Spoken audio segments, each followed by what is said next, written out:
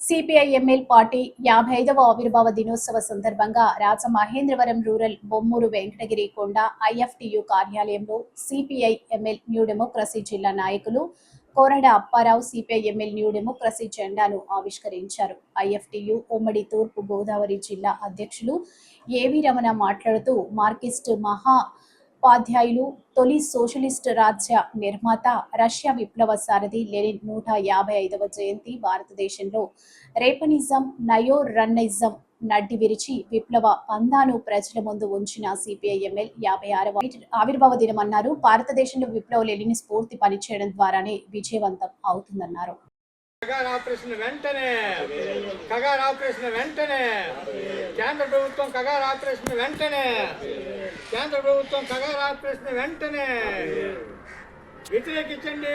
ఆదివాసీలపై కేంద్ర ప్రభుత్వ దాడిని, దండకారణ్యంలో ఆదివాసీలపై కేంద్ర ప్రభుత్వ దాడిని, ఆదివాసీలపై దాడిని వ్యతిరేకించండి.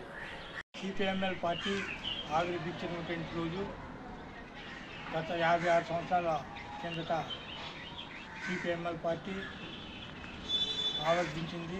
ఆ తర్వాత నక్సల్బరీ పోరాటం జరిగింది. ఈ పోరాట వెలుగులో అదేవిధంగా శ్రీకాకుళం గిరిజన పోరాటం జరిగింది. ఈ పోరాటం దాదాపు 3 సంవత్సరాల పైబడి జరిగింది. అదేవిధంగా ఈ యొక్క పోరాటంలో అనేక మంది అమరులయ్యారు. అదేవిధంగా ఈ అమరుల యొక్క ఆశీస్సులతో మనం ఈ యొక్క ఉద్యమాన్ని ముందుకు తీసుకెళ్లే ఆశయంతో ఉన్నాం.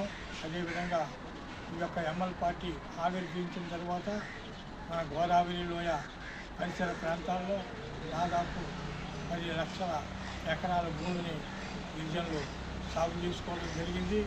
అదేవిధంగా అనేక పోరాటాలు చేసి అనేక ఉద్యమాల ఫలితంగా మనం 170 చట్టాన్ని తీసుకురావడం, అదేవిధంగా అనేక ఉద్యమాల కారణంలో మన విప్లవకారులు అనేక మంది మరణించినారు.